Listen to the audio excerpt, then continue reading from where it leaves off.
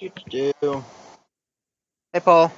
Good. How are you? Oh, where are you at? Your grandma's? Yep. Um, Nice. How's she doing? she's doing good. She's just watering the plants behind me. Oh, perfect. Hi, Paul.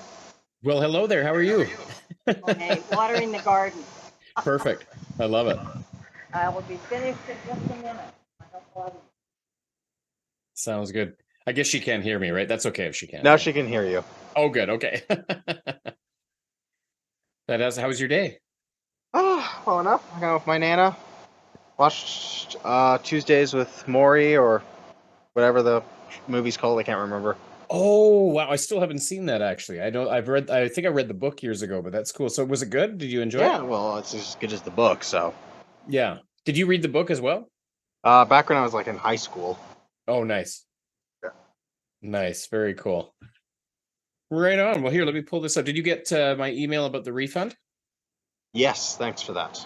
Yeah, you're welcome. I had done it through Square and then found out that it can take 9 to 14 days, and then they processed it earlier than that, and I got an NSF charge for it. And so it Oh, was I just said, okay, give me my money back and I'll just do this with an e-transfer. So sorry for the confusion there. I'm glad that you got it. yeah. Good to know for the future. Yeah, very good to know. Well, I haven't processed a refund before, so that was just a first time kind of thing for me here. So I'm glad you got it back. So that's fantastic. All right, are you comfortable if we just dive right into it? No problem. Just a reminder, this is going up tomorrow, so don't Yeah, I expect. have, I have, I have no big changes. Perfect. I think you just keep it as it is. There's a couple of little things here, like it says the third potion and final is usually the Yeah, I third, see your. I third and see. final potion. Little things like sputtering instead of spluttering, um, making sure that you don't capitalize a word partway through a Yeah. sentence. Little things like that. So rather than go into a lot of detail, I just sort of highlighted those words. But it's really solid, you know. So just hit those orange words and make sure that the spelling and the punctuation is Okay. accurate. It'll probably take you 10 minutes. Sure. Really, really basic. Um, I don't think I had. Nope. No, I think you're ready to go with that. And it felt really good. I love the changes that you made right off the top. Your sentence structure is fantastic. So you've got these nice, well constructed, smaller sentences rather than longer ones. Long ones can work when you know when you've got, if they can hold the reader's interest, but the shorter sentences definitely grabbed me more. So get nothing. Get nothing besides that. I think you're ready to throw that up. Okay. Um, By chance, did you get to see the second one? I did. Let me just pull it up here. Great. And I thought it was also quite strong. You know, the portions obviously you've got down here. You're still sort of Yeah. developing portions of it. The one question I did want to ask you is what new, just so I know, as you know, going into it as a reader, each chapter you've written so far really kind of takes the story forward in a significant way, and this felt a little bit the same as the previous chapter. It just felt like a more extended battle. What's and I may just have missed it. What would you say is the one new thing that this chapter is introducing that's really important to the story that's different than the last chapter?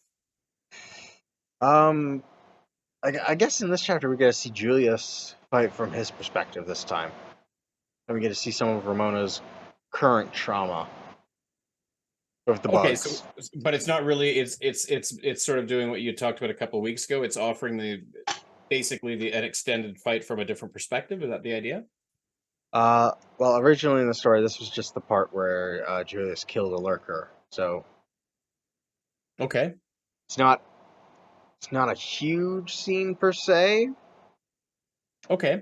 I would Uh, encourage you. That was the only thing I would encourage you to do with this chapter is see if there's something significantly story based, like new information we haven't had before, because you've just done that so well with your previous chapters. Like there was no question in my mind up until this chapter that each chapter was necessary, that it was pushing the story forward in some meaningful way, not just repeating what had happened before. Whereas this one, I just got a little bit of the vibe of you can do this. You can 100% do this, I think, where you've got you know, things from a different perspective, but then the audience will mostly the reader will mostly expect that if you're going to give it from a different perspective, it's not just more action or different action, but there's something really important that we're finding out that we didn't know before. So I would look to put that in. I would kind of look to discover what that is and then make sure it's ending up in the chapter.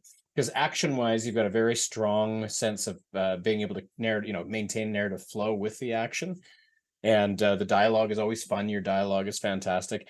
That's the one thing I'll be looking for on your next, your more complete version of this chapter is, okay, that was nice, but what did it add? Because if it doesn't add anything, if it was a film, it would be left on the editing room floor. So that's the only thing I'll be looking for. But your writing in both of these chapters was fun, not surprising. Your dialogue is improving each week. As I've said so many times before, your writing in general is just really improving on all of the key metrics that are important: narrative flow, character, setting, dramatic suspense, and tension. And that I was going to say with the last chapter too, that's what I loved where you ended it, where it's like, the whole thing with her going with a nuke. What are you doing with a nuke? Like, that's just a perfect way to end it, because then I have that hook that pulls me into the next chapter. So that's all I have for this. I didn't really have almost anything to critique with chapter 16, and anything that I had here, you'll see much the same. There's some spelling things. I didn't know what this word meant. What is this? Just out of curiosity. Even the ground felt wrong. Foreign. Oh, foreign. Okay, perfect. That makes sense. Must have put the G in there by reflex. By the way, is this the way you usually do it? Because I like your style. Do you basically just have a heading and you know what the basic stuff is? No, this is copied out of the script, like right out of the script. Oh, okay.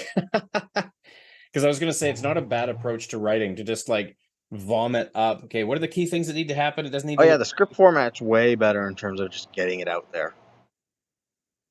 Very cool. Oh, I can see it now. I see what you're doing. Yeah. Cool. That's all I have for you, Hayden. I don't have much more than that. So, any suggestions for chapter 17 then? Should I just ignore this and skip over to the part where they get to the hive, the spire, or whatever? Or should I do a Dick chapter? That's what I was. I would go for story rather than character, and then like push the story forward, and then see if you can feature a character and instead of spotlight, for example, Dick or whatever the case may be. I would definitely encourage you, and I think we talked about this a couple weeks ago, but I would encourage you to avoid following up the previous chapter 16, which was so strong in its action and also the story, like, because it was really giving us a sense of who Ramona was. She was really coming to her own, rather than following that up with another action chapter. And especially if it isn't giving us some new stuff, it'll just pale by comparison to the previous chapter and leave the reader wondering, so why are we doing more of this? I would encourage you to go get us to where we're going, because I feel like that's what I'm hungry, as me personally as the reader, I'm hungry for. Okay, so this is going to be a Dick chapter then at this point. Sure. Yeah, if you want to do that, yeah. And I mean, this I don't want to go from like chapter 16 right into the hive, because that feels a bit like sudden, because then we jump through the forest. Work us in there. If I go through Dick, then I can do this entire marching through the forest thing. Actually, I suppose I could just stick with Ramona and Julius and still keep most of this so far, and then just cut out what happens at the bottom of the page, the script stuff. Just do whatever you have to do, if you're keeping in mind that we do need to get the hive. So what do you absolutely need to do to bridge chapter 16 with the hive? And if you want to put a great big Dick in the middle of it all, you can. Give us all the Dick that you can. I'd love some more Dick for sure. Yeah, I'll have to think about that, because on the one hand, I kind of want there's Dick's stuff that I kind of want to get to, but at the same time, like, we got this stuff. So I'll look into it. I'll see how it goes. I'll probably keep most of this in one format or another. Like, I'd rather be Dick talking about it or Ramona. Yeah, sure. Yeah, and I think whatever it takes to get us to the hive, because right about now I'm going, I want to know what's happening next. This is my favorite part of the whole story from before. When we get there and suddenly things start really evolving and we get into that really, like, now I'm going full HP Lovecraft in my head with them getting closer and closer to where they're going. So I am loving this a lot, even though this is where I get vibes from that other story you started writing, where it was legitimately the alien and the ice. I know it's totally different, but it was. I still think we should. I still want to come back to that at some point. I love that. I don't like doing it as a short story. It's just too much on that front. I much prefer it as a script, because then I don't need to get in as much nuance. Yeah, for sure. No, yeah, it's important to stay focused, but I would love to ever go back to that story. I thought that was excellent, but this is great too, and it's giving me that same kind of the group is, they're completely alone. They're having to lean on each other and move forward. Yeah, I'm really starting to see where the glue is, and again, I love that Ramona started this trip as somebody who was a tag along in Julius's mind and really shouldn't be there. And she's really proving her value, and including to herself, which is so fun to watch. She's full of surprises. Surprisingly, that's another thing. Not only have you so far up till now pushed the story forward in each chapter, but you've dropped a surprise in my lap. Like to me, the last chapter wasn't as big a surprise as other things. It doesn't always have to be big, but I love the idea that it started with Julius still sort of doubting and questioning Ramona's value on some level, and at the end, she's just a holy terror, and it's just more blood and mayhem. Like you've given you sort of like Graveyard vibes, only way gorier and way more fun. Your first chapter, the Graveyard chapter, the chapter where she takes out Matthias, is that his name? The guy. And then this chapter are some of my favorites because they're so gory, but organically gory. It makes sense for them to be as gory. And when you have free license to go gory, you go for it. Number one, and number two, you do it very well. Yeah, definitely. So okay, ignoring the question of whether or not Dick or Ramona is going to be in this chapter specifically, I'm thinking for the big fight, I'm going to have the bugs start to move, and then I'm going to have Ramona freeze up while Julius is still fighting. Does that sound like a good thing? Say that one more time. I'm going to have Ramona freeze up during the big fight when the bugs start moving. Okay. Like, PTSD shit. Yep. And then especially, okay, so if you've set us up to believe that, oh yeah, Ramona, she's going to kick ass every time, and then like you're saying, you give us a chapter where her vulnerability, her weakness, or fear, whatever it is that's holding her back, suddenly makes her ineffective. It's sort of a bit of Hulk in Avengers of Infinity War and Endgame, and I love that, where we were supposed to be able to rely on Hulk, and suddenly he's kind of useless against Thanos. And I'm like, uh-oh, what do we do now? Right? So there's that feeling of sort of, I'm into it.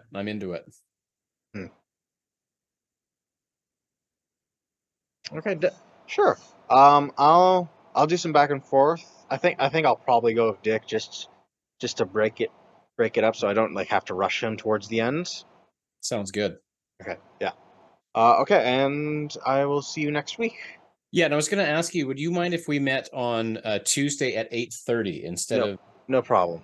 That doesn't work? I mean, it does work? Okay. Yeah, that's fine. Tuesday at 8:30 instead of Monday at 8, and I will see you then. No problem. Thanks, Hayden. See you then, Paul. 1 minute. Take care. Take care. Bye-bye. Bye.